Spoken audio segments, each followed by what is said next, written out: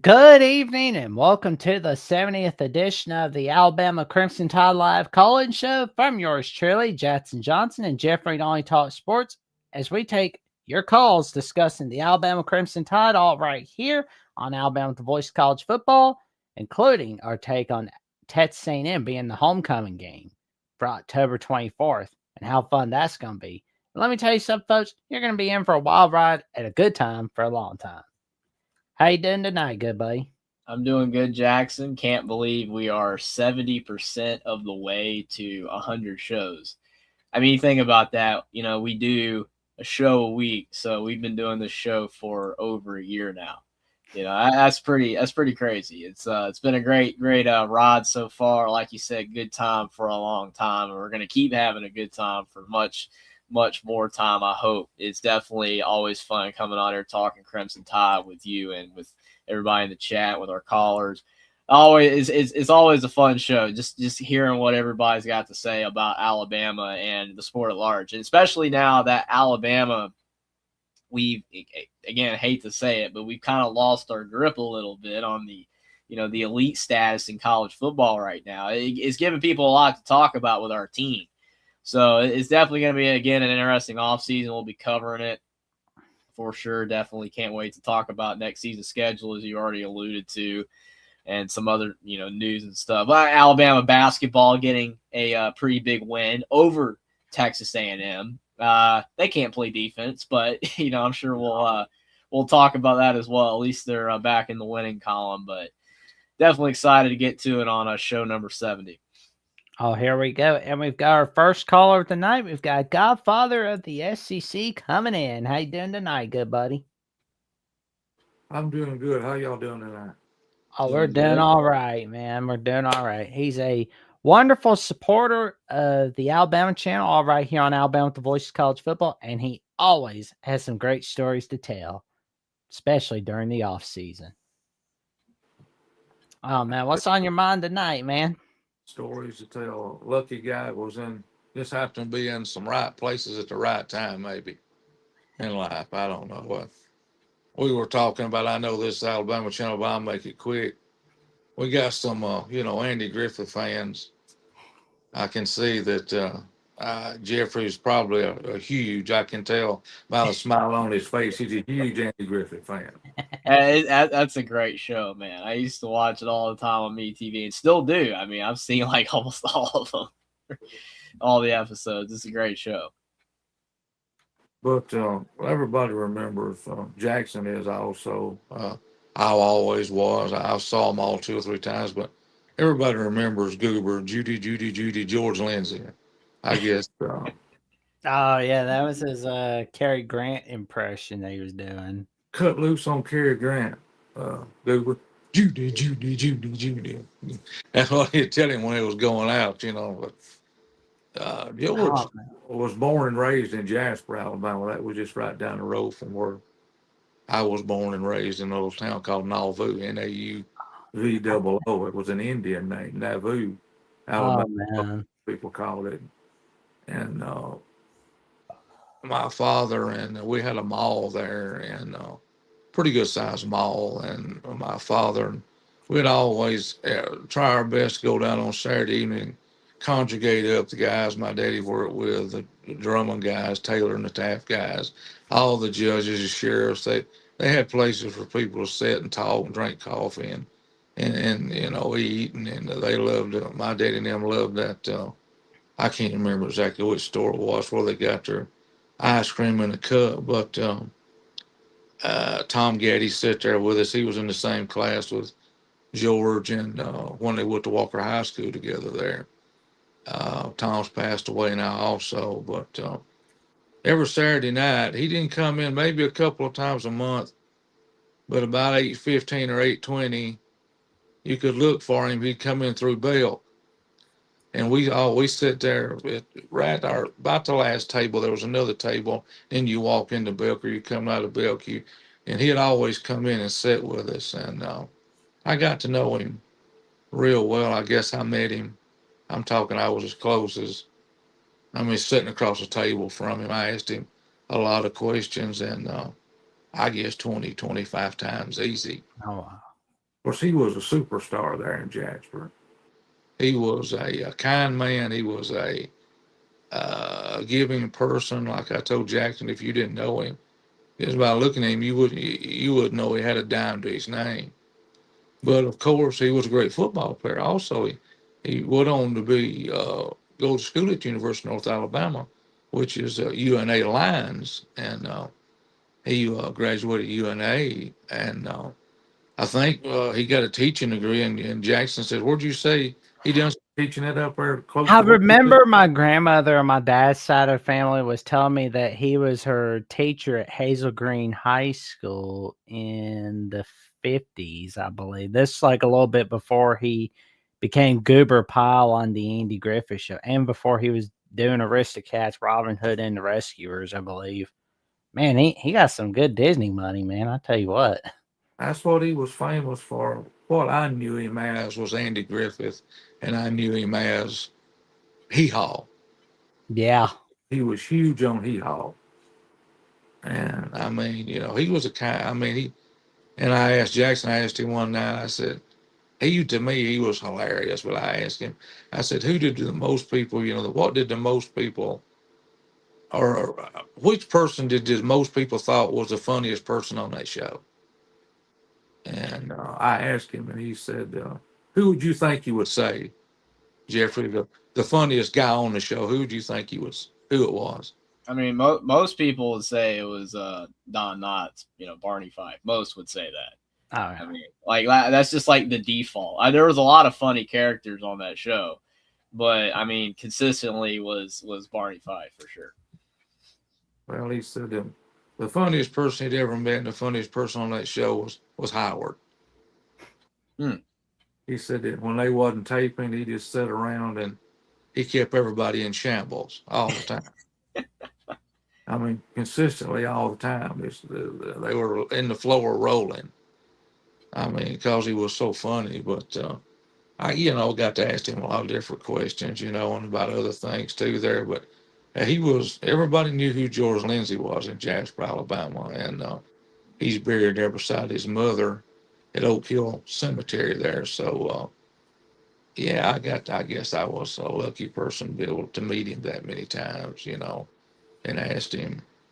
I seemed like it didn't bother him to answer the questions, You didn't want to overload him, but he always stopped and he always wanted to talk. You could tell that. He enjoyed talking and telling stories. He enjoyed that.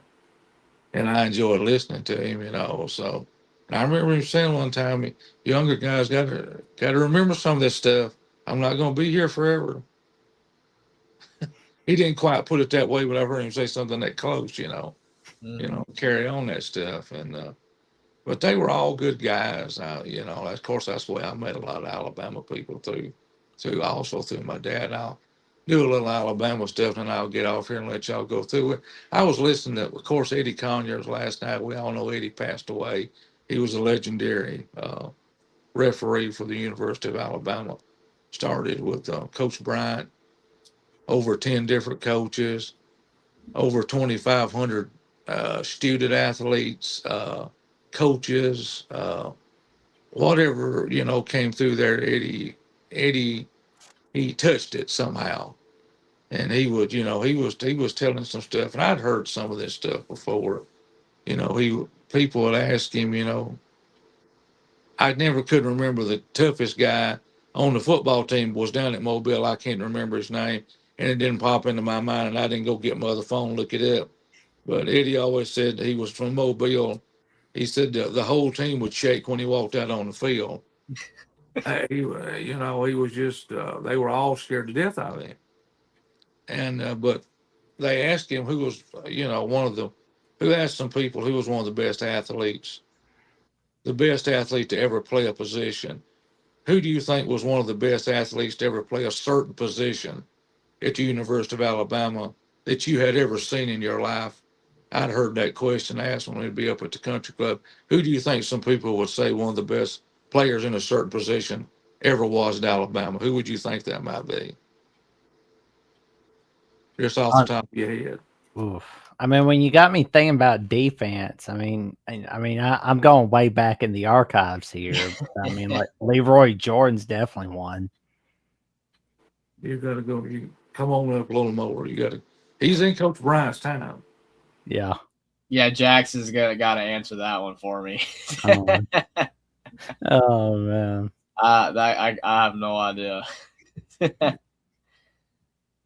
You got to think what he played. He played offensive tackle. Who was that, Jackson?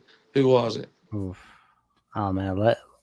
What years? Because I bet it was in the 60s. John Hannah.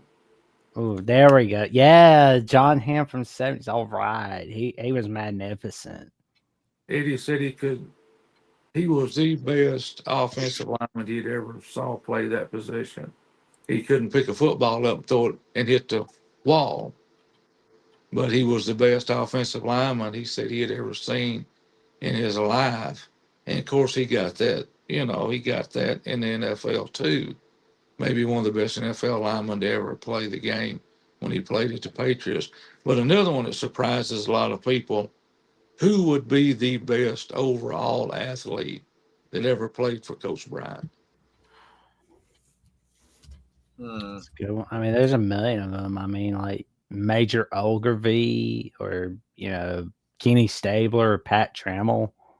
I got a story about Kenny. I'm glad you said that. Ozzie Newsome. Oh, there we go. They Ozzie said Newsome. Ozzie could walk on the field. He could punt the ball. He could catch the ball. He could play quarterback. He could turn around and go play offensive line. He could play defensive line. Wherever Coach Bryant put him, he could do any of it. That's just talent. Any of it. No questions asked. Hands down. He could play any position he wanted to. Anytime. That's probably the most talented player Coach. He was not. He was the most talented player Coach Bryant ever had. Ozzie Newsome was. Oh, yeah. He was a baller, man. I mean, he could, like you said, he could step in John Hannah's place and play offensive tackle, but John Hannah couldn't step out of his, position and play and do what Ozzie done. But you're talking about Kenny Stabler. It's done been blowed anyway, but a lot of people, if you ask somebody, I've heard this told in conversations when I'd be listening, when we'd be in groups like that. If you had a 4th and 3 or a 4th and 2 or a 4th and 4, who would you want to put the ball? Which person would you want to put that the football in whose hands? Who would it be? Whose hands would you put the football in? Oh, it'd be Newsome. Kenny Stabler. Yeah. Because it might not be right, like they always said, but if you wanted 2 or 3 or 4, he'd always figure out a way of doing it. Oh, that's what he was known for. He'd be able to. Yeah, it's just who. And Joe Namath was, and like some of the guys said, they had to learn how to pronounce his name. Who is that guy going up on Coach Bryant's tower? That's some boy from up there in New York or somewhere up in yonder named Namish. What? Eddie said we had to learn how to pronounce his name. They didn't. They know how to pronounce his name, but that's just some of the stuff I'd heard through the years. Of course, I'd heard when Eddie would speak at different occasions like that. But the run that that surprised. It didn't surprise me, but you see a lot of people's mouths drop when you say Ozzie Newsome could play every position. Well, we'll say though, it was amazing looking back at the highlights of Stabler and Namath, and it was funny though because I was watching some old highlights of Stabler on a YouTube video of NFL film somewhere today, like especially where he was where it was that Sea of Hands game, against the 2-time defending champion Dolphins in 1974. That was classic right there. Oh, he made Kurt Gowdy go nuts. I can't remember. Eddie was refereeing. I can't remember who hit him. But it was one. It was a Nick Saban was practice, and they were outside. No, inside. I believe it was McElroy hit him and knocked him down, and he bumped his head on the AstroTurf, whatever you want to call it, it's fake grass, whatever you want to call it, turf or whatever it is now. And it kind of stunned him, but didn't knock him out. And he said he was laying on his back, and the first person he saw his face was Nick Saban.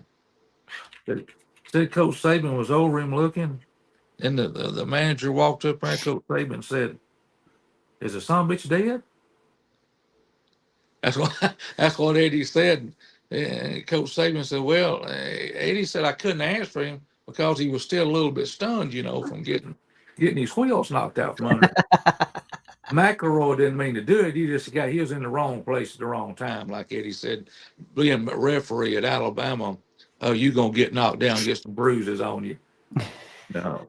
He said, "Well, if he's not dead, y'all just get him and drag him off, haul him off. We got to finish his practice up. Get him out of the way." What he said, Coach Saban. He talked about Coach DeBoer a little bit. He said Coach DeBoer, from what he could tell before he retired, the players were going to Coach DeBoer like bees to the honey. They liked his style of practice. It wasn't intense like Saban's was. But Eddie said he felt like those players came real close to Coach DeBoer. It wasn't no scream session like it was under Coach Saban, Coach Bryant, of course. He just said he coached a different way. You might hear music playing, you might see the ice cream truck pull up. He was just a different style coach, but he said he'd heard a lot of people, talking about Coach DeBoer. This is not going to work. This is not going to last. He just has a different way of coaching. And, I guess it'd be hard for him to come in there and try to change his, methods and from what he done at Washington and all the other schools and try to come in there and run a program like Nick Saban would. I mean, there's basically nobody can step in somebody else's shoes like that. Not in my opinion. And this, I don't know. We're not, like Stephen Smith said the other night, and I'll get off here. I've talked enough. We're not going to know these teams, and we're not going to get to know these players as well as we have in the past because this transfer portal NIL. I was hearing Stephen Smith on Touchdown Alabama talking about that on a clip the other day on Touchdown Alabama. Yeah. We're just not going, it's not going to be a big family like it used to be, but this NIL and the transfer portal it's changed football. I mean, we thought football changed in the 70s and 80s and 90s. Well, there's nothing could hold this alight, in my opinion. But that made me feel good because Eddie's been there. He was there a long, long time, and to hear him say that those players, like Coach DeBoer and just shoulder to shoulder, they were behind him 100%. That kind of makes that when you got a guy that's that close to the internals of a program that are there, it's there every day, refereeing. Or he wasn't now. He was watching over the referees that he's supposed to have on the field. Eddie was, but he's like a coach. He's there every day. He knows what those guys are doing. He knows how they're acting. He knows how they're responding.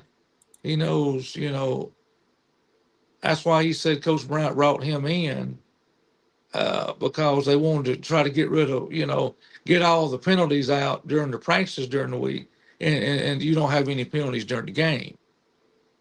Of course, Alabama's, had a hard time the last few years. I guess we've been one of the most penalized teams in college football. Yeah. I think the strength and conditioning coach, Ballou, took his last name a little too seriously, but other than that, I don't know. It just it made me feel better to know that I'd heard some of this, I'd heard some of that. Of course, y'all have too, heard some of this, heard some of that. But when that man I knew he had no reason to tell a lie, and if something would have been going wrong, he would have known it. It may take, we may see magic this year. He and Coach Saban's records are. I put it on Facebook. Jackson saw it. They're just like this right now. Jackson could pull that picture up off my Facebook page and post it here and show it to you. Wins versus wins and all this stuff. And you can look at it and make your own decision. Those are not, those are not Wayland's numbers. Those are the facts. Yeah. That's just the bottom line. But we'll see. You can't do all this overnight. That's what everybody wants. And like I said, I heard Jeffrey talking about it. He said the same thing I said. These teams are going to be different. You're not going to get used to these people like we used to. You're not going to see this young man play 4 years anymore. It's not going to happen. Some of them are, but the ones that are, you're probably not going to know them.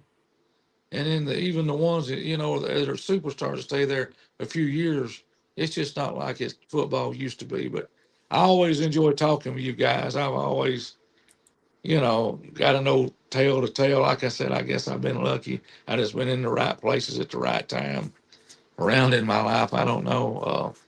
I wish I had that. My luck was that good in money.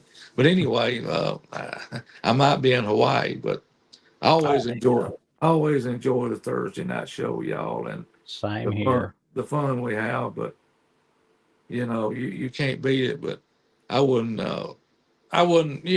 trade it for the world. And maybe I can get Steven on here. Maybe we can get him on here with us one Thursday night. We can really have a throwdown. Oh man, it'll be a party, man. That's for sure. That would be amazing. I wanted to hear your opinion about. You sort of said what I said about the NIL. Are we sort of thinking a little bit alike, Jeffrey? Oh yeah, absolutely. I mean, to me, it's frustrating because I enjoyed as a kid watching guys at a program for 4 or 5 years. Watching them develop a little bit every year. And by the time they were a senior, I mean, like the stories like Jake Coker. I mean, that guy. I mean, it's just the epitome of what we're talking about. Didn't play at all. Sat behind Blake Sims. Sat behind all the guys before, and then eventually got his one shot in his senior season. And even though he wasn't that talented, he wasn't elite in any category, he had a great running back beside him, and he did what he needed to do. He led us to a national championship, and he's forever remembered in Alabama lore and history. And it's like Isaiah Horton, 5 years from now, we're just gonna be like, oh yeah, that guy that was a receiver for us for one season when we went, like 10-4, whatever our record was. It's just, I don't know. It just doesn't feel the same. It just doesn't feel the same. And I don't blame the players for doing what they're doing. I don't. I mean, I get it. You want, the NIL, you want to, get the best situation, and you can't blame them. I mean, most people probably would do the same thing. It's just, I mean, hearing, Ty Simpson say, basically, hey, I didn't go to Miami because I didn't want to ruin my legacy at Alabama. That's sad. That's sad that exists. Because think about it. I mean, if he did rather go to Miami, I mean, how would we feel? It'd be like, oh, well, that guy, he led us for 1 year and then he bolted. You know what I'm saying? It's just, it's like Carson Beck. I mean, okay, yeah, he was at Georgia, but people are going to remember him in Miami, for leading the Natty game, even though they didn't win. If they hadn't won, he'd been remembered even more. But it's just, I don't know. To me, it's just these players are sacrificing, the fans becoming connected to like the memory of them, which is a weird thing. But it's like you just have fond memories, and like you don't know these people personally. I don't know any of these guys. When I talk about some of my favorite college basketball or college football players, I don't know them. I've never talked to any of them before. Some of them might be great people. Some of them actually might not be great people if you met them. But when you think about what they did for that school and how they, developed and grew as a person, as a player, whatever, over 4 or 5 years, you lose that connection to that player when you only have them as a 1-year rental or a 2-year rental. It is not the same. It just isn't. Because they always feel like Michael Penix was amazing at Washington, but he's still an Indiana guy to so many people. He never fully became Washington in a lot of people's minds. That it just, you're messing with it. And that's what that's what you're sacrificing when you take the money. And I don't blame the players for taking the money. As long as these rules are the way they are, they're going to keep doing it, and I don't blame them. But you're ruining how people feel towards these players. I even made a short off what I talked about with Will the other night on our show.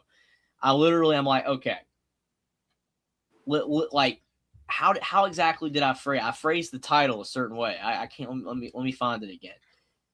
When NIL turns fans against players, like to a lot of people that doesn't make sense. But what I mean by that is you maybe not fully turning on a player, but like how many players have you just seen people's like mindset towards like, oh, I don't like that guy anymore because he flip-flops. Oh, he's at this school this year. Then he's at another school. Then he's at another school. Like people can get over one. Like Michael Penix going from Indiana to Washington, that was understandable, especially because Indiana back then was horrible. But people that transfer 3 and 4 times. I mean, Isaiah Horton goes to Miami, goes to Alabama, goes to Texas A&M. Does anybody care about Isaiah Horton?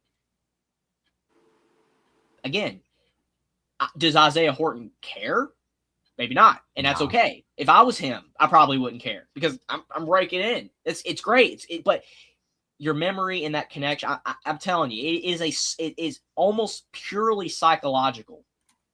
But that enjoyment of the sport for me is so just reduced with the portal because you just these players hopping everywhere. It's like I don't think of Isaiah Horton. I'm like, oh my gosh, he was that great receiver at Miami. He was amazing for them, and he helped lead them back to the Natty game with Carson Beck or whatever, or Cam Ward. No, I just remember him as the guy that's transferred every year. He has no connection to a singular school. I don't know. It's just like Grant Nelson. We all love Grant Nelson, but he was somewhere first. He was not our guy. We got him. I don't know. Jamison Williams, same thing. And that's a little different with those type of guys because, I mean, Grant Nelson moved up, and, I mean, you can't blame him. And then, or Sears moved up as well, going from Ohio to Alabama, and Grant Nelson, North Dakota State. And you think about Jamison Williams at Ohio State, like he wasn't playing too much, even though Ohio State fans keep saying, oh, he started for it. Yeah, he didn't play that much, dude. That's why he transferred. But still, they're not guys like Jerry Jeudy or Calvin Ridley or Amari Cooper. Our guys. They're our guys. No one else. They're our guys. You're losing that, man. You're losing that if we just keep adding all these players to every single team every single year. I don't know how to explain. A lot of people don't like when I say it because like, oh, well, you're against the players making money. I'm not. I've said countless times, I probably would do the same thing if I was them. It just sucks for the sport. And it sucks for a lot of people who do feel the way I feel. Yeah. Well, anything else you got tonight, Godfather? No, that'll wrap it up for me. Like I say, I always enjoy Thursday night. It's always fun. Sorry to go off on a tangent there. I'm sorry, man. But we've got a packed lineup tonight. We'll go ahead and get the next callers in. And Godfather, we'll be seeing you later, good buddy. Stay safe, stay warm. It's cold out. Yeah, y'all have a great night, Godfather. Watch all that snow, Jeffrey. Don't be playing on the 4-wheeler in too much snow now. I'll catch y'all. Keep that in mind. Thanks. I'll see y'all next Thursday night. Be safe, guys. You too, Godfather. And since this is good night, especially the 70th show, we've got Timothy Redmond on the line, and we've got the IT guy on the line. How you gentlemen doing tonight? Well, Hey, I'm doing guys. all right. Oh man, I can barely hear you. There's so much noise. Oh, there we go. We're seeing some cool stuff. Get over here. That's cool. Oh yeah, there we go. He demo. He can't handle them. I came all the way over here to Thailand. And I started Alabama. How's it going? I heard your dad's accent there. Yeah. It's going blip, Now, blip, blip, now blip. Pete Delmo, he might be on the hot seat. No, Paul Bumbine. I'm going to say Paul because he can't handle the fact that his favorite conference is no longer it's no longer the king of the playoffs, and he did some stupid stuff that almost cost him his job. Now he's on the hot seat. Oh, the coaches, yeah, they're on a lot of hot seats, that's for sure, No, man. Pete Damel. Pete Thamel. Oh yeah. Oh no, not him. I meant to say Paul Bumbine, the Oh, SEC fella. oh. He can't stand that the Big Ten and just won. He can't stand that the Big Ten they got a 5 game winning streak in the Rose Bowl and they just won the Natty 3 straight years with 3 different teams. Well, and it's basically the first time, and for those that haven't tuned in, it's the first time since 1940 through 1942 that the Big Ten has had 3 consecutive national championships with 3 different teams. That was the Minnesota teams led by Benny Bierman of 1940 and 1941, and Paul Brown leading the Ohio State Buckeyes in 1942, as the Buckeyes shared the 1942 national championship with the Georgia Bulldogs. That was before Paul Brown was leading the Browns on legendary runs to NFL titles and basically building the Cincinnati Bengals in the 60s and early to mid 70s. And how did Indiana they went undefeated? But because of the cause they normally a Purdue type team, but I guess I was watching a little bit of a Dr. Phil video the other day, and he was like talking about Indiana football, and I was like, I don't ever see Dr. Phil talking about college football. Like, this must be pretty good if you see Dr. Phil talking about Indiana football. Like, that's pretty That's amazing. how great of a story Indiana is and always will be. I mean, it's incredible that they did that. They shouldn't have done that. Oh, because that I they was known gonna- as a trophy school when it comes to basketball, but it looks like the football school is trending. It's trending where the basketball part used to be at, but that I was gonna ask. Who's your friend with you? Hey, Jack. Yeah. Hey, let me cut in real quick because I got to get back to work. I will tell you about starting out here from Decatur, Alabama. Oh, nice. So y'all probably gonna get a new subscriber. Oh, wait, thank you. Oh man, the internet cut out on him. Oh, Yeah, I hate man. that would have been cool. Could have been able to chat longer, but I appreciate that IT guy, and yeah, it's really cool visuals as well, and we were able to see some cool stuff. Oh man, yeah, we got to see Hey, some pretty cool stuff. Arch, can he save the SEC? Arch Manning. Does the SEC need to be saved? I think is another fair question. Well, I'm wondering. I mean, because it's like it feels like a battle between the SEC and Big Ten. I mean, it's going to be for the foreseeable future. I mean, they're the two biggest conferences by far. The other conferences are way worse, and it's a money war. The Big Ten is pulling ahead in some aspects, but the SEC does still have some big time schools in the money department like Texas and Texas A&M. So I don't know. It's just interesting. I mean, it depends on how the brands in both conferences perform. And right now, the Big Ten's brands are performing better, like Ohio State, Michigan before they fell apart. Oregon's trying to get there. Indiana came out. Okay.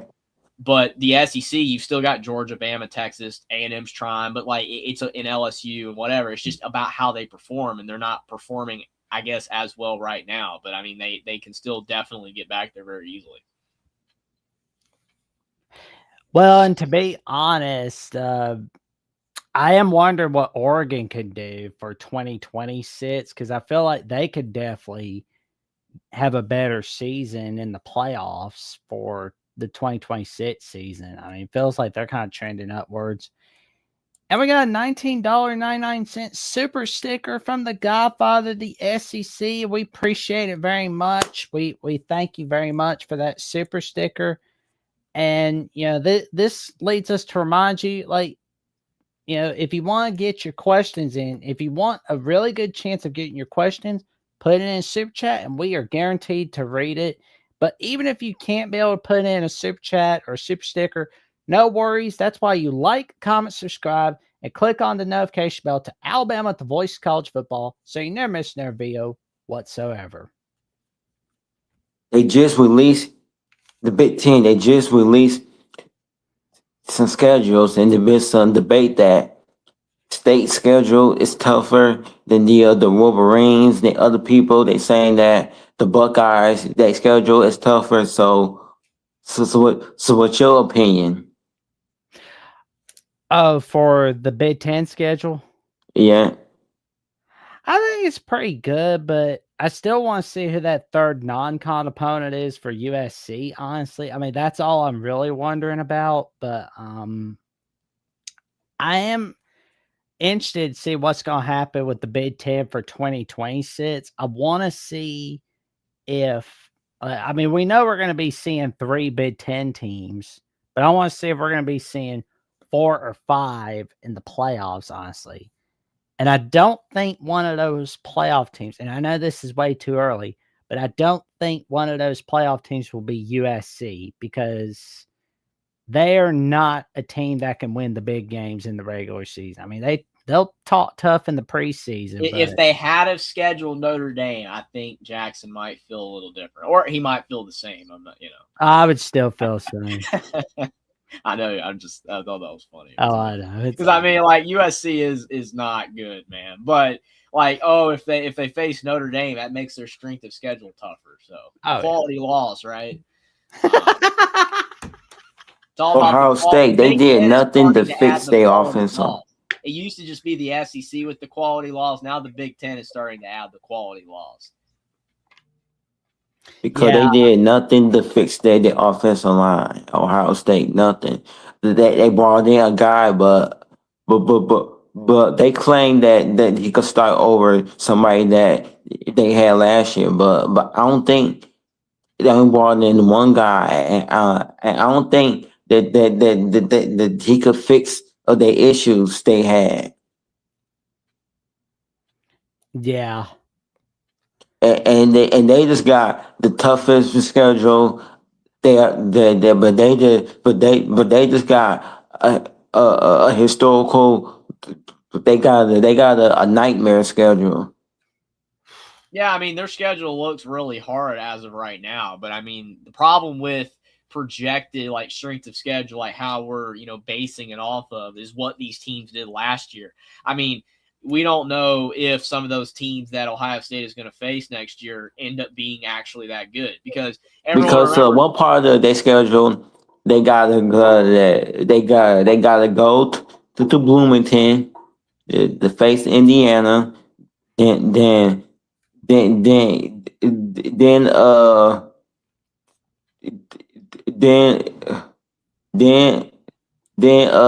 before they face Dan Lanning at home, they gotta face Lincoln Riley on the road. So that's like 3.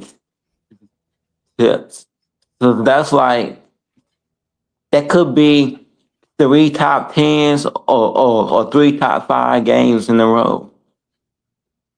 Yeah, it could. Well, Absolutely USC, could. But I again, think USC might not be good, or Indiana could take a step back, which I'm not projecting that. I think Indiana's still going to be very, very good next year. But like I was saying, Florida, that year that they won 8 games, that Austin almost was right about them going 8-4. They ended up going 8-5.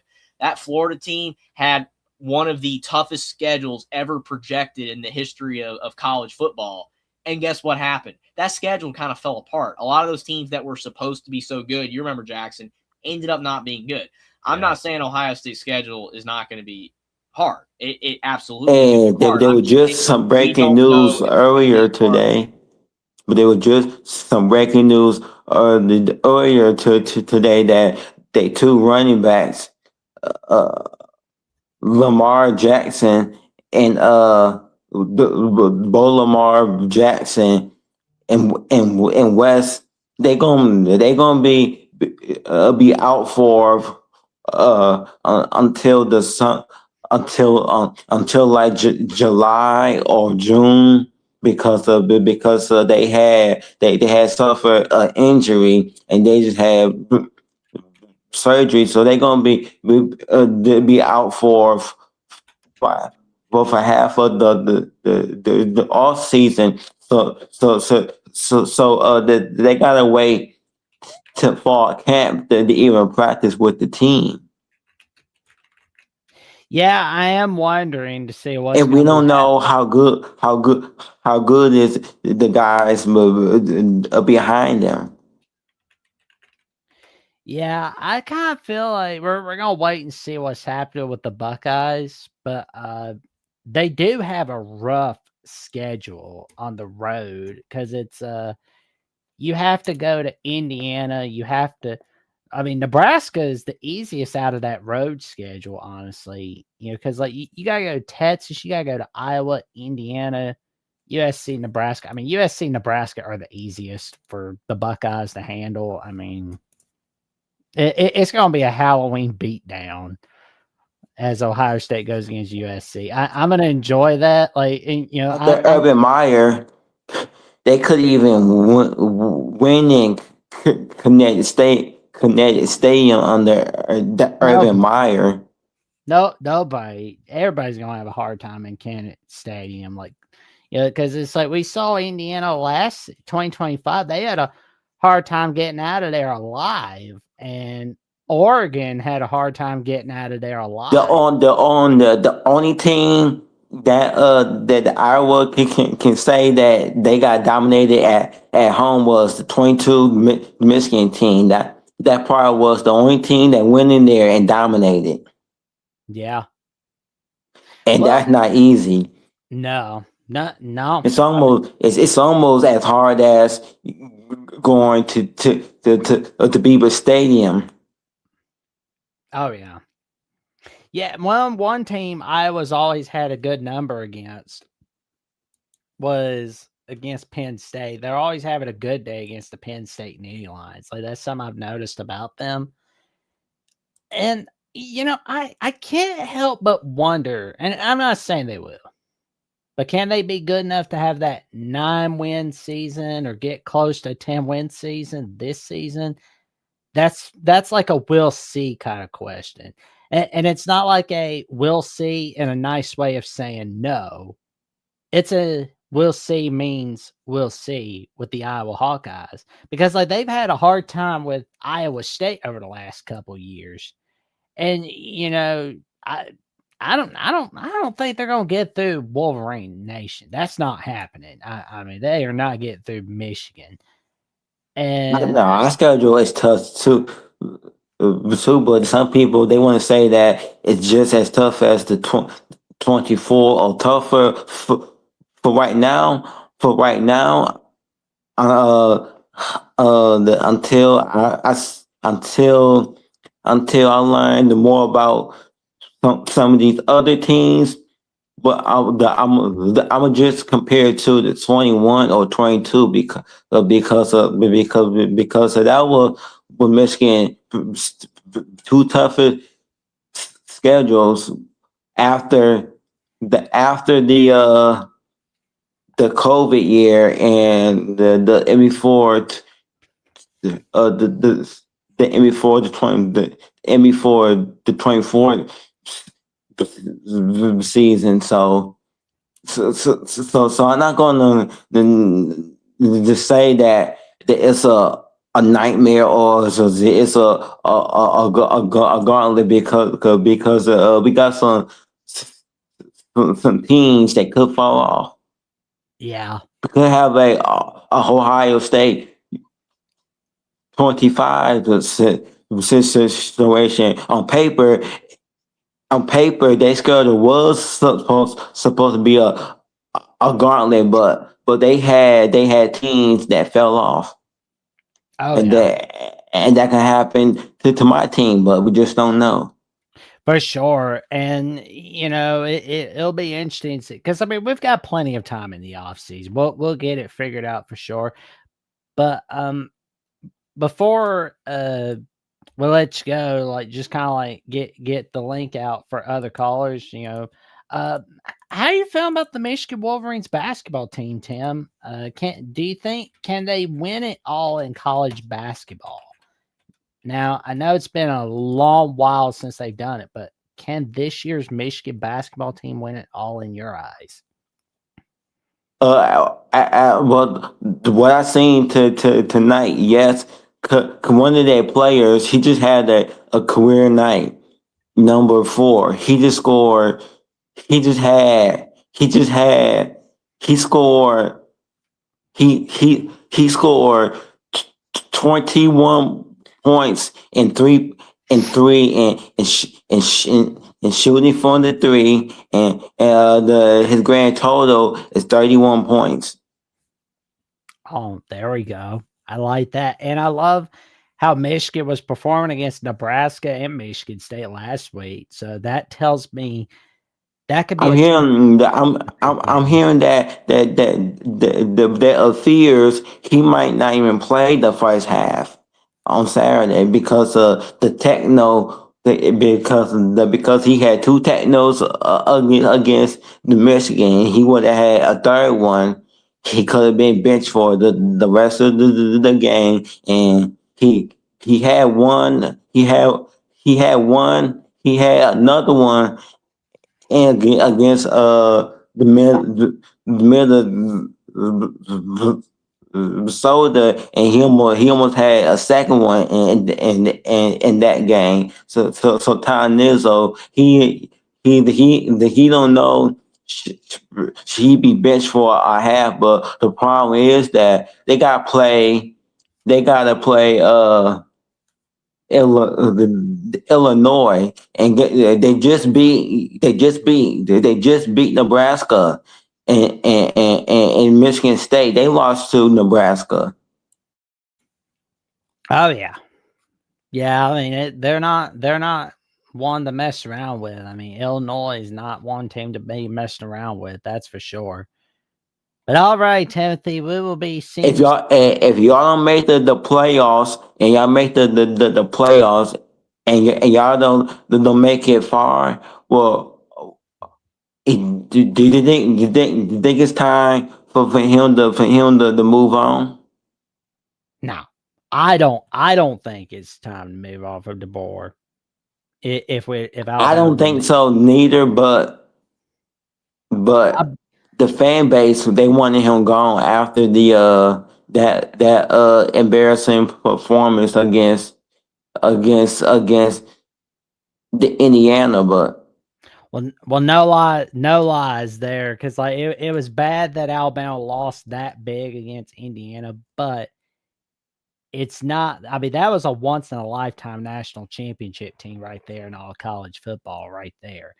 It wasn't like we Miami, lost they had the to. chance to win it, but they had some few mistakes. Yeah, I mean, They probably wish that never happened.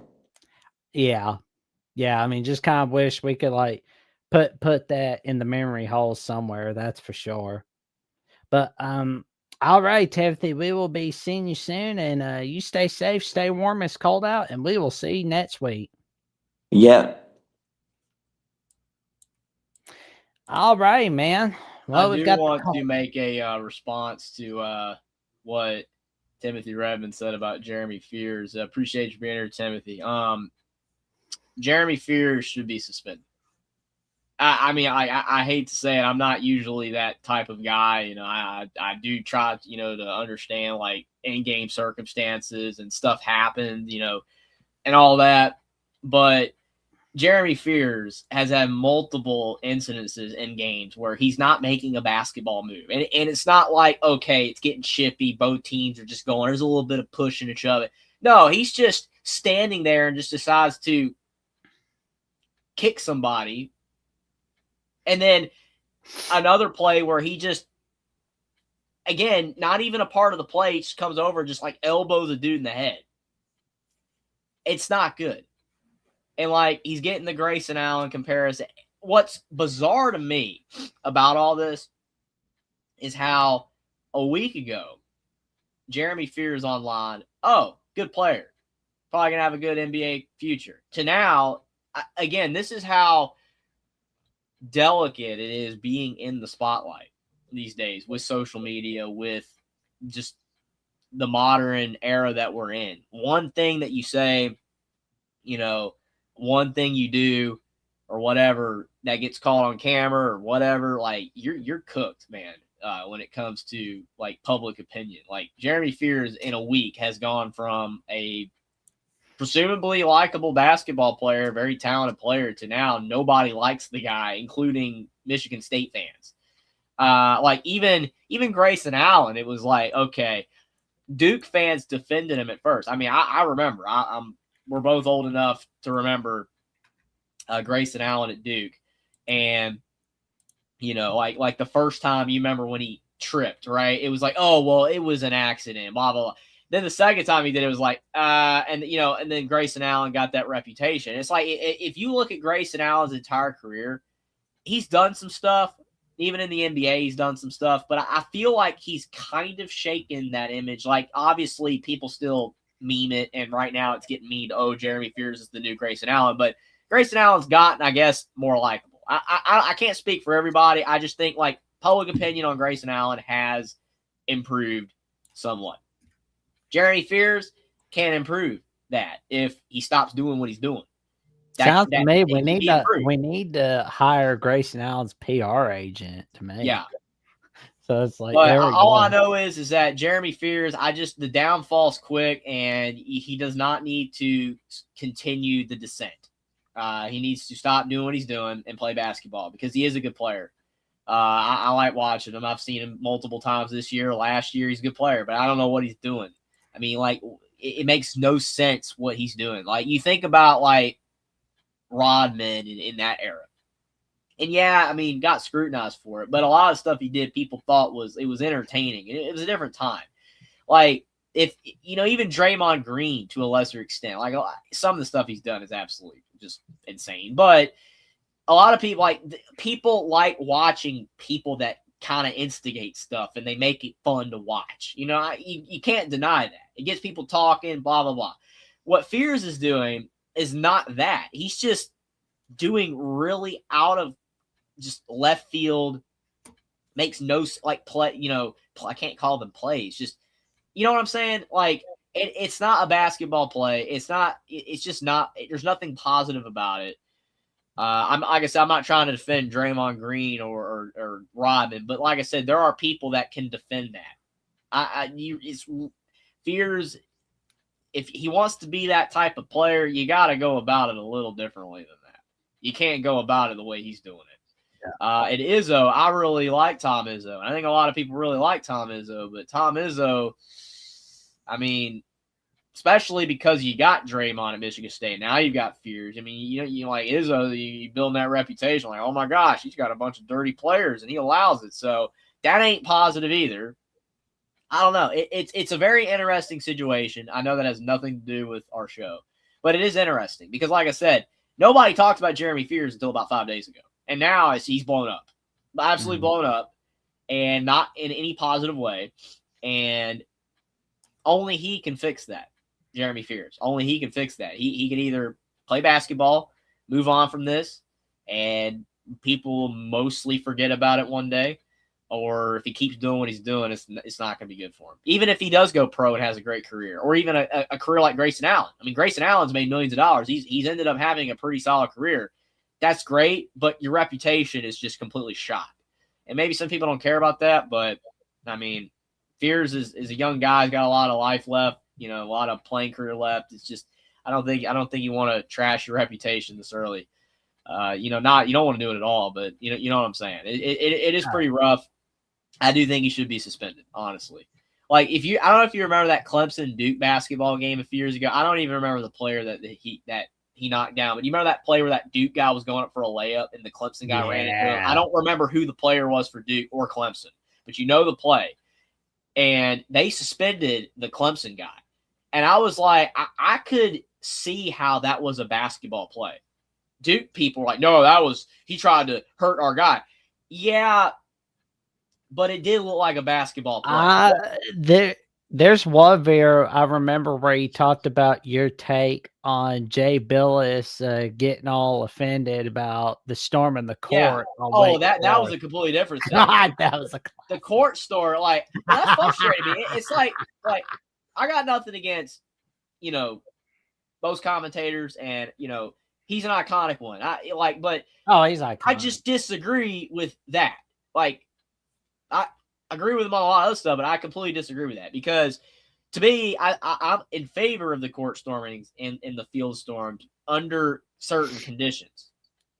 I don't think, like, let him do it, but maybe at least let him try to get off the field. I don't know. Like, it's just saying, like, we need to get rid of it and then, like, possibly arrest people. I'm like, God. I mean, Filipowski, he got run into. Yeah, whatever. The point is that every situation is different, and the Jeremy Fears situation is just not good because the plays that he has made consecutively, back to back, they're not positive. They don't make any sense. And why is he doing it? Yeah. I mean, does he really just hate Minnesota? I don't know. It's strange. It really is strange, and I hate to see it for him because I don't think that it is positive for him in any way. You gotta be very careful with what you do. I don't know. It's not ideal. Well, we've got our next caller, Sports Talk with Austin. How you doing tonight, good buddy? Doing pretty good. Just trying to stay out of this dadgum snow out here in Kentucky. How is the weather in Kentucky where you're at, man? You doing all right? It's terrible, fellas. We got almost 2 feet of snow. Oh man, I got like a foot and a half like a week ago, which is like some of the most snow I've ever seen in my life. So it's cool. What about you? Like, man. Well, my mother was going to a doctor's appointment yesterday at Garrett Meds. And she was telling me that some of the people in the state of Tennessee, and I think it's like in that Spring Hill area, I'm not sure, but she was like telling me that some people are not getting their power back until February 9th, which is on It's bad, Jack. It's bad, good buddy. Yeah. I'm like, good grief. It's wow. Like what's the situation? Like you got, it sounds to me you got your power back, Austin, but what's the situation for everybody else in Kentucky? Here's the good thing, Jack. So the way the storm is, it was hitting. Tennessee was supposed to get all the ice and stuff. Like North Carolina and Alabama, they were on the border of getting ice. Kentucky, we were just going to get the snow, which that's all we got, luckily, thank God.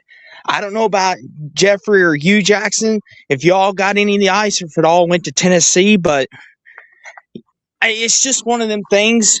This is the first one I've been a part of in my life where it started in Texas and made it all the way across to us.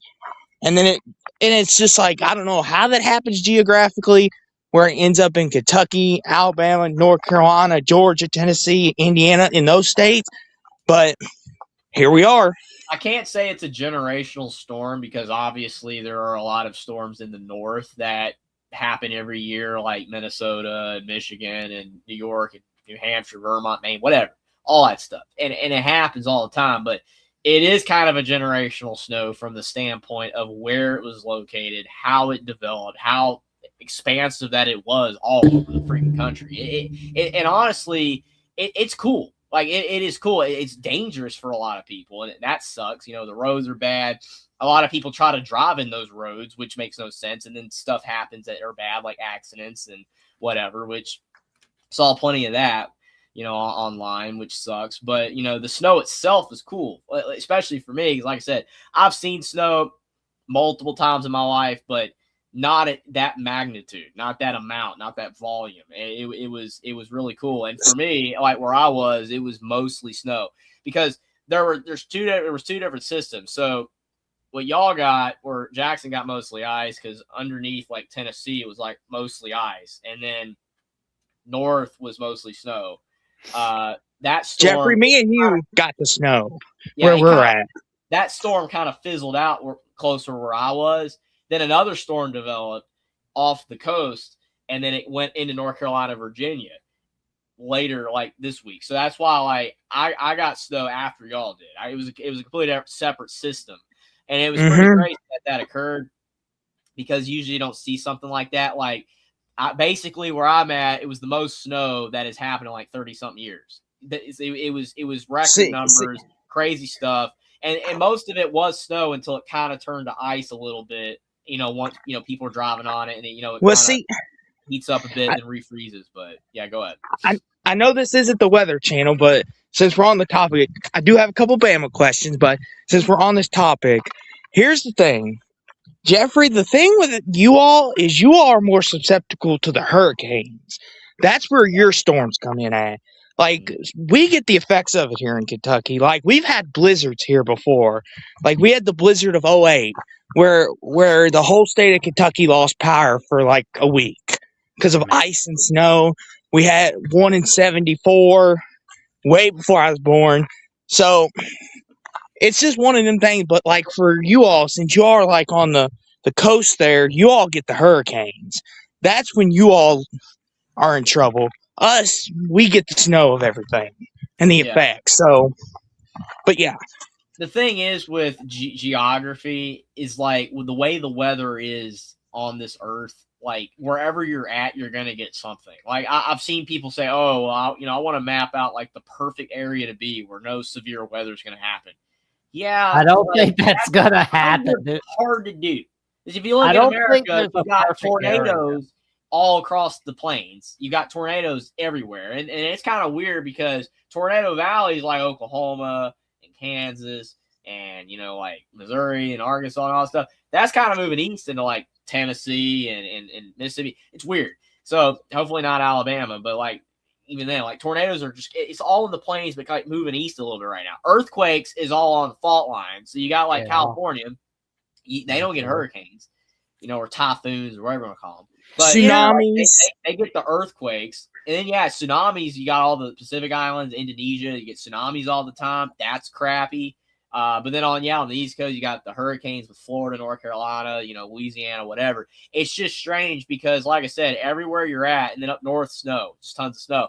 You're going to have some type of weather that or result based off weather. Kind of like how in Western North Carolina and in, Appalachia, about a year and a half ago, 2 years ago. You remember, Jackson, that hurricane went up and then the mudslides. There were mudslides everywhere.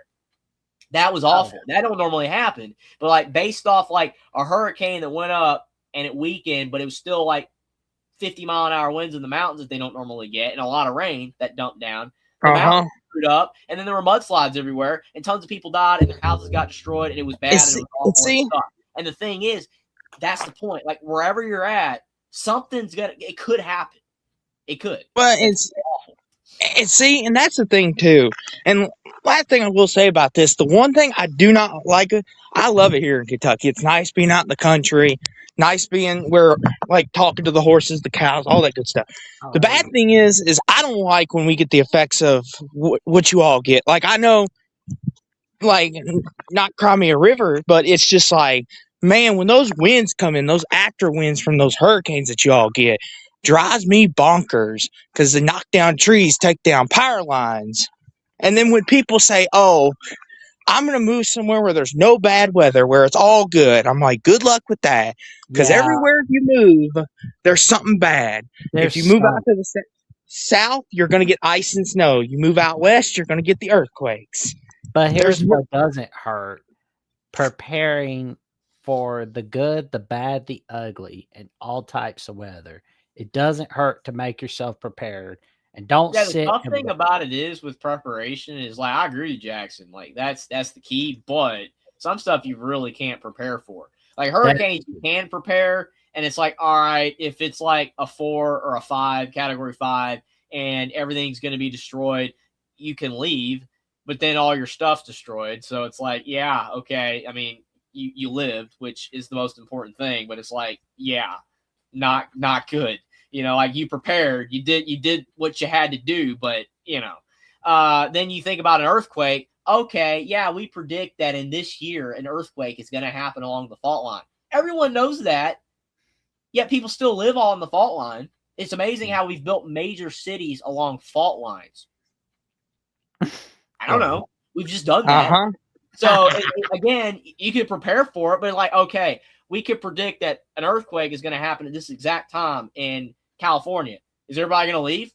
You know, they didn't do it in 1906. They didn't do it in 1989. They stayed, and all the stuff got destroyed. And they are building stuff better now. They are doing that. They are building stuff better where it's more like resistant, where it's not going to fall apart. But it's just look at the Vikings There's only stadium. so much you can do in preparation for this type of stuff. They're natural disasters for a reason. Yeah. Look at NFL stadiums now, guys. Real fast on that is like a lot of these stadiums are building the structure stronger. Look at the Vikings. They had to build a whole brand new stadium after their snowstorm that collapsed their roof. The Saints, they're the most notable one. I mean, the Falcons, that's why they built the new stadium to prepare for weather the best they can. Yeah. It's just one of them things. These new stadiums are like state of the art, and I think they're great. The only thing that sucks is that since they're building all these domes, which again is good in theory, because it is good because it protects the players, it protects the people watching the game. You're not in the weather, if it's pouring down, raining, just cover it up, you're good. Problem is though, if they do decide to dome all of the remaining northern NFL teams, you're ruining that aspect of the snow.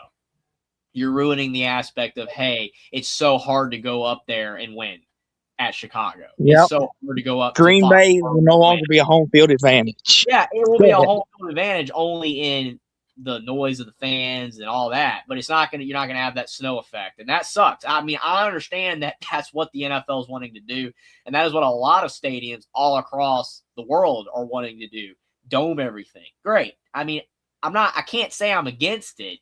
It's just, it's the same thing with NIL, man. It's a good thing. It's good for the players. It's good for the sport, especially if your team's got a lot of NIL and you're winning. But it kind of has its downsides. It has its drawbacks. It has its problems and flaws. That's what domes are. Domes are great, but this is why it's not a perfect thing. There is not, in a lot of situations, there is not a simple solution, like 100% solution that fixes everything. Because when you make a solution to a problem, you sometimes end up creating more problems. Whether the problems are superfluous or whether they're actually a big deal, which I think, okay, not having snow anymore, is that a big deal? I mean, yeah, I guess not, but it's going to suck when you go back and watch those 80s games, 90s, 2000s, even now, and you see all those snow games, you lose that. Black and white 1950s games, some black we can't and do anything about that. Color, everybody agrees that color's better than black and white, even though black and white is cool. But I guess you lose the cool factor, but still, see, that's something, right? But, you see what I'm saying, though? Like, everything that you try to do to make something better can still create something that's not perfect, and that's just mostly the way life is. But Jeffrey, you want to know what's always perfect? Let's talk some Alabama football. But I think we're done with the snow here in Kentucky. I won't speak for you two, but I think we got all of it. It's supposed to warm up. We're going to get rid of it. February is not over yet. No, it's not over yet. Jeffrey, don't say that. I work on a farm. I don't like coming out with this. Groundhog did say there were 6 more weeks of winter, even if the groundhog didn't say that, there's Jackson, 6 weeks. Fire Jeffrey for me. Telling me he's fired. We'll take over this for saying that. No, I'm just kidding.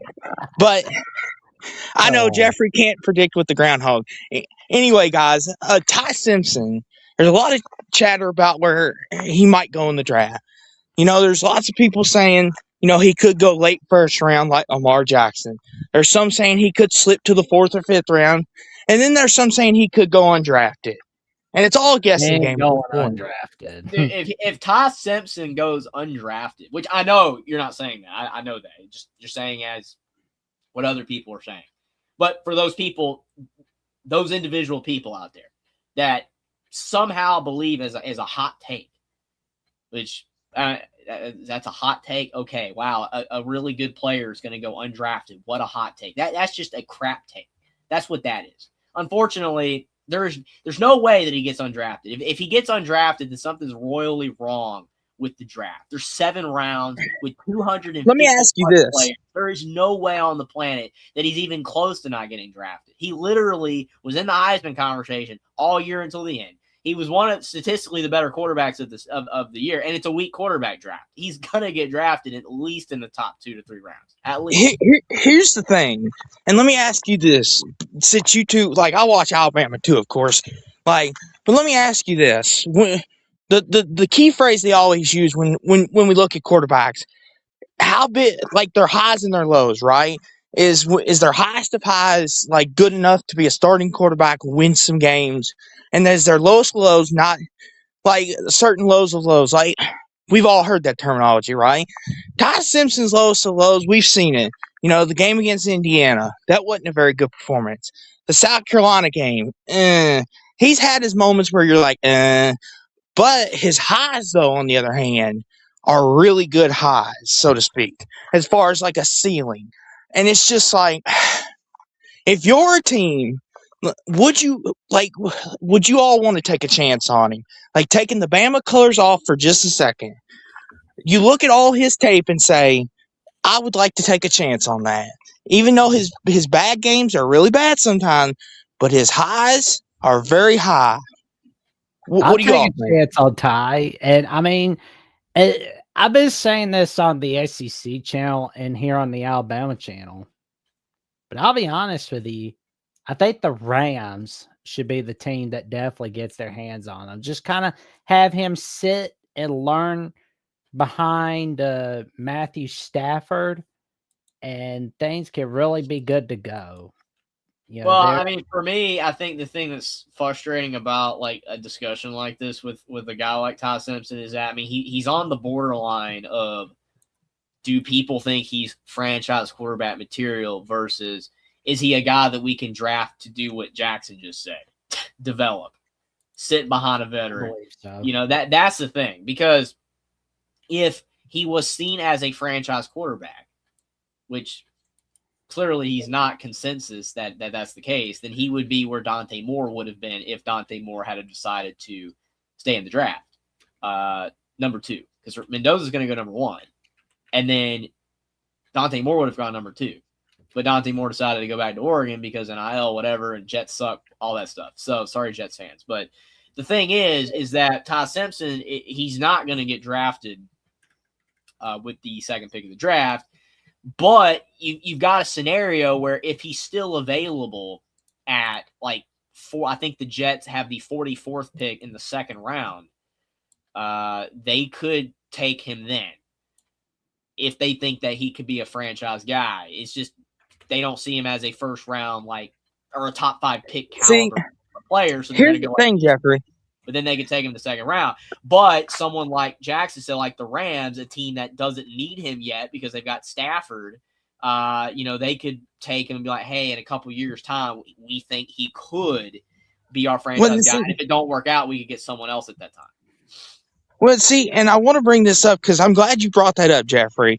We all remember the whole Aaron Rodgers debacle with Jordan Love, correct? Yeah. Look at how that's turned out now. Jordan got to sit behind Rodgers, got to learn from one of the best in the game. And this could be the same thing for Ty Simpson, right? Sean McVay could say, hey, Stafford, we're going to take Simpson in the 3rd round.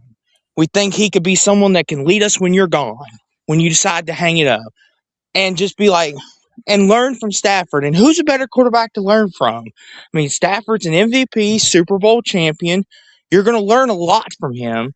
It's not like sitting behind, no offense to Justin Fields or to Geno Smith, those kind of guys. No offense. But you're sitting behind Matthew Stafford. I would sit under that learning tree. Oh, yeah. Well, anything else you got for us tonight, good buddy? No, just I'm just glad you all are safe as well. I mean, this storm is crazy. Hopefully, it's all gone now. And Alabama basketball, fellas, real fast on that. What do y'all think of that so far? Good, bad? We're looking mid right now in basketball, but then again, 2024 looked pretty mid. But then you saw a miraculous Final Four run. So I mean, anything can happen in the world of college I mean, basketball. the thing with Alabama is they have a high ceiling in games.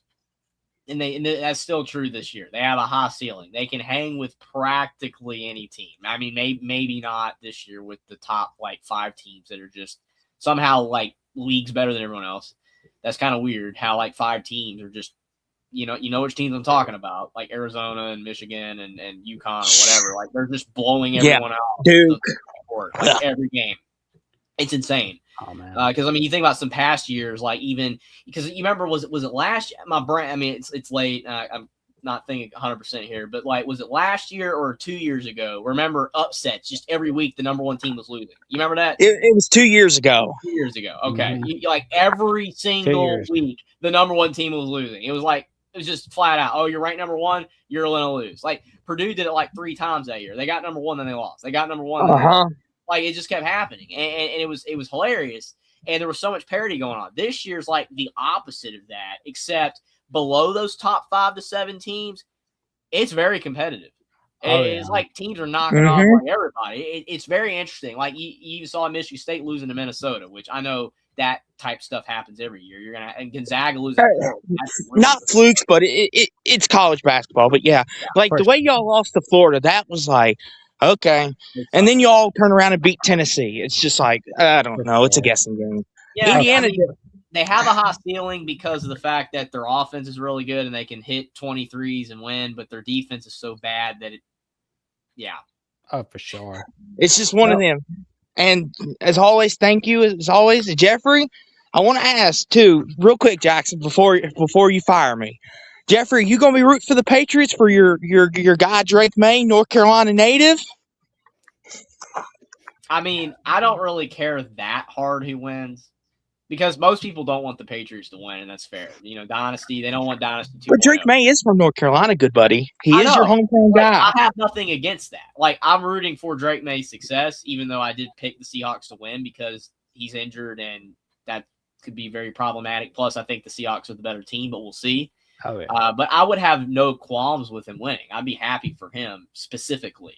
Yeah, absolutely. I mean, I don't really I don't hate hardly any NFL team. Like, I don't like just have a burning oh my gosh, I can't stand this team like some people do. I know as a Panthers fan, you go like the Saints, but it's like when I was a kid, I liked Drew Brees. I like the Panthers better, but I couldn't hate Drew Brees and the Saints. I mean, I'm pulling for Bryce to really tear some rear ends in the NFC South. Yeah, I'm hoping so. Hopefully they can, at least. Yeah, y'all got an Alabama quarterback in the Super Bowl. Yeah. Mr. Milrose in there. So there you go, Jackson. You got someone to root for. Well, there you go. But I mean, obviously, if Milroe was starting, I'd be rooting for him too. But he's not going to play unless hopefully nothing happens. But basically, to say I don't really care who wins, but if the Patriots did win, I would be very happy for Drake May. I mean, we even have the Darnold connection too because he played for the Panthers. So it's like a lot of Panthers fans don't dislike him. Yeah. So, but yeah. Thank you as always, gentlemen. Stay safe, stay warm, roll Tide, roll Cards, and roll Hoosiers for Jeffrey. And Signetti got his confetti. Good job, Jeffrey. Now go celebrate. He did get the confetti, Adam. And Caden, if you're watching, lurking around or whatever, Indiana did everything you said they could not do. And I couldn't be happier. I'm still cloud 9 on that one. Oh, there you go. And we're going to sign off here for the night because, we're going to get to bed in a little bit. Well, I won't be, but I got to get Jackson's got some more work to do. But I need some I'll be busy for the next 14 hours. Yeah. Jackson, he works hard, so you don't have to.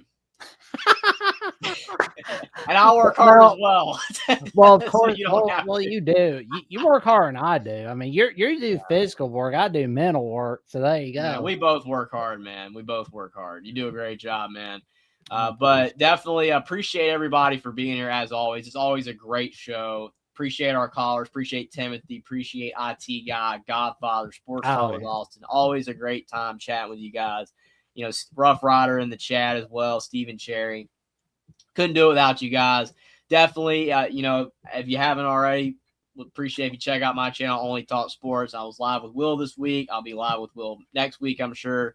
Have more content coming over there. Also, follow me on X at Only Talk Sports for updates when I go live. And, you know, my takes, just a lot of GIF reactions to random stuff happening in the sports world. And definitely appreciate it if you subscribe to Alabama, the Voice of College Football. We passed 3,000 subs. We're trying to get to 3,500, 4,000, 4,500, 5,000.